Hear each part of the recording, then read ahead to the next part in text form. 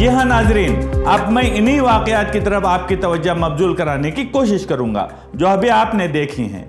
मेरा असल मौजू आपको ये बताना था कि लोकसभा इंतखाबात दिसंबर में क्यों हो सकते हैं। मैंने इसकी तैयारियां कर रखी थी।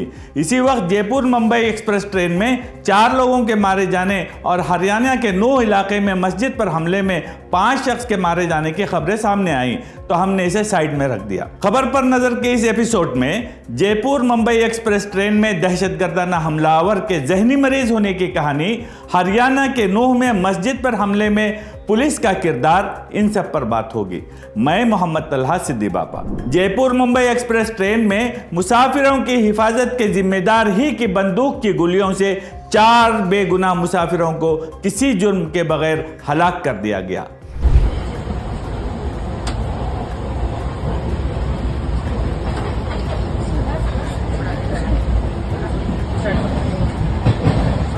इत्तला मिली है कि एक एएसआई और 3 मुस्लिम मुसाफिर दहशतगर्दी का शिकार बने। कत्ल के बाद भी इसने 40 मिनट तक इसी ट्रेन में सफर किया। हमले की दहशत या हमारे समाज की बेइज्जती देखिए, वहां मौजूद मुसाफिरों में से किसी ने भी जंजीर तक खींचने और ट्रेन रोकने का नहीं सोचा। इस मुजरिम का नाम रेलवे पुलिस एहलकार चेतन सिंह है। चेतन सिंह की इस दहशतगर्दाना जहनियत की वजह मीडिया का पैदा करदा जहर है। जी हाँ नाजरीन, बिलाशुबा यही सच है। चेतन सिंह मीडिया और जाफरानी टोले के फैलाए हुए जहर का शिकार हुआ और वही जहर इसे कातिल बना दिया। यह सत्ता की चाह में इख्तिदार की कुर्सी पर विराजमान होने के लिए फैलाया हुआ जहर है। वो वायरल वीडियो जिनमें खून में लथपथ मकतूल की लाश के सामने खड़ा ढटाई से कहता हुआ सुना जा सकता है,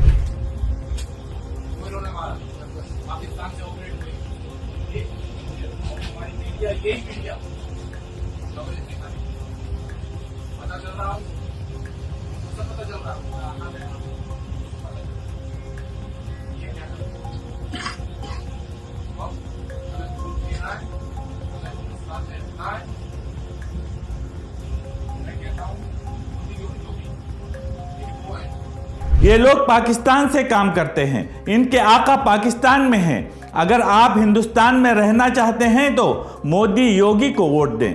जिस चीज ने चेतन सिंह को यह कहने पर मजबूर किया, क्या हमारा मीडिया और जाफरानी टोले की नफरत अंगेज तकरीरें नहीं हैं? आपको याद होगा, गोली मारो सालों को, ये नारा दिल्ली में तशद्दुद को हवा दी थी। देश के गद्दारों को पीछे तक आवाज आनी चाहिए, गिरिराज जी को सुनाई दे। देश के गद्दारों को। आपने देखा होगा कि यूपी में रहना है तो योगी योगी कहना होगा। तो बेटा अगर उत्तर प्रदेश में रहना हो तो योगी योगी कहना होगा, नहीं तो उत्तर प्रदेश छोड़ के तुम लोगों को भागना होगा। भारत में रहना है तो मोदी मोदी कहना है, हर हर मोदी, घर घर मोदी।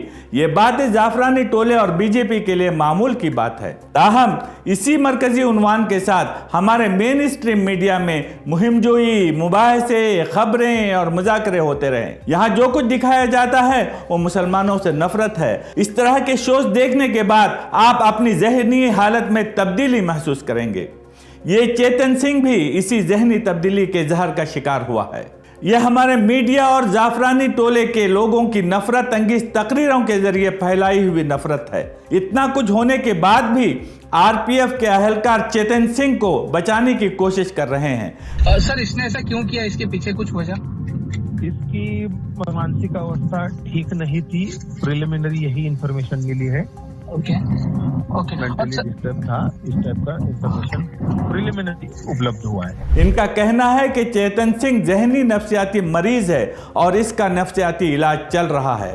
कोर्ट में पुलिस की तरफ से वकील ने यही बात कही है। वरिष्ठ पुलिस निरीक्षक जो सीनियर इंस्पेक्टर है रेलवे के कदम साहब, उन्होंने कोर्ट के सामने मुद्दा था कि आरोपी की जो मानसिक स्थिति है वो ठीक नहीं है, उसके बारे में हमको इंक्वायरी करना, तपास करना है, उसका मेडिकल हमको करना है। चेतन सिंह जहनी तौर पर बीमार मालूम होता है, फिर भी वो मुसलमानों ही को शिकार करता है और मारता है। वो सिर्फ मुसलमानों से नफरत उगलता है। अगर मुसलमानों से नफरत का इजहार करना एक जहनी बीमारी है तो क्या हमारी पार्लियामेंट और असेंबलियों में ऐसे कुछ लोग नहीं हैं? दहशतगर्द अगर मुसलमान नहीं तो दहशतगर्द नहीं। दूसरा इश्यू, अब हम हरियाणा में नूह के मौजू पर जाएं। वहां विश्व हिंदू परिषद की तरफ से भगवान के नाम पर निकाली जाने वाली शोभा यात्रा को मौत का जुलूस बना दिया गया। नूह के करीब नहलाट में शिव मंदिर है, वहां हर साल शोभा यात्रा होती है। आज तक यहां पर कोई फसाद नहीं हुआ था। इस साल ऐसा नहीं हुआ। इसकी वजह मोनो मानिसर नामी शख्स है। ये मोनो मानिसर कौन है? गुज़िश्ता फरवरी में नासिर और जुनैद नामी 2 नौजवानों को कत्ल करने और जलाने के केस का मुजरिम मोनो मानिसर है। वो फरार है। हरियाणा और राजस्थान की पुलिस इसकी तलाश में है। मोनो मानिसर अक्सर फेसबुक और ट्विटर पर लाइव रहता है, नफरत अंगेज अल्फाज बोलता है। वो गुज़िश्ता 29 और 30 जुलाई को लाइव आया था। सभी भाइयों को बड़ी खुशी के साथ बताया जा रहा है 31/7/2023 दिन सोमवार को मेवात ब्रज मंडल यात्रा है। सभी भाई बढ़ चढ़कर हिस्सा ले और बढ़ चढ़कर मेवात के सभी मंदिरों में जाएं, तो ज्यादा से ज्यादा संख्या में सभी भाई जाएं। मैं नहलाट शोभा यात्रा में शिरकत करूंगा, इसने इश्तियाल अंगेज अल्फाज भी कहे। ये वीडियो इस इलाके में वायरल हो गया। नतीजा मस्जिद पर हमले की सूरत में निकला। पुलिस को मतलूब शख्स मोनो मानिसर हर वक्त लाइव आता है, नफरत अंगेज अल्फाज अदा करता है। इसकी वीडियोस वायरल हो रही हैं। लोग इसकी बातों की बुनियाद पर हमला करने की तैयारी करते हैं, लेकिन मामला हरियाणा पुलिस को मालूम नहीं है। हरियाणा की इंटेलिजेंस एजेंसियां क्या कर रही हैं? क्या हम ये पूछे बगैर रह सकते हैं? मोनो मानिसर की वीडियो वायरल हो रही हैं, लेकिन पुलिस ने नहीं देखी। बाकी आपको सोचने के लिए छोड़ देता हूं। मणिपुर में 200 से ज्यादा गिरजाघरों को नेस्तो नाबूद कर दिया और 100 से ज्यादा लोगों को मौत के घाट उतार दिया गया। मोदी जी, जब आप मणिपुर में हो रहे फसाद पर बात नहीं करते और इसकी निंदा यानी मजम्मत नहीं करते हैं, तो मुजरिमों की हौसला अफजाई होती है।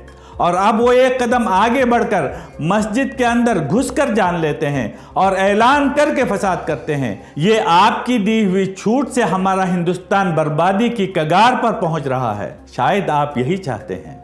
2 लाख रुपए के कोट के नीचे 56 इंच का सीना, बगैर छुट्टी के दिन में 18 घंटे काम करने वाला जाफरानी टोले का प्रधान सेवक इतना मसरूफ है कि इसके पास अपनी मुद्दत के आखिरी पार्लिमानी इजलास में जाने का वक्त भी नहीं है। वो एक राउटर पकड़कर ड्रोन उड़ाने का मौजिजा दिखाता है, मन की बात कहता है।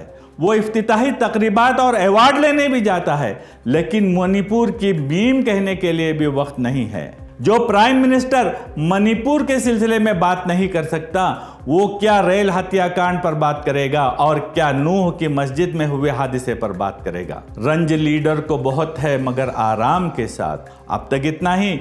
आगे किसी और इश्यू पर आपके रूबरू होंगे। इस वक्त तक के लिए अल्लाह हाफिज।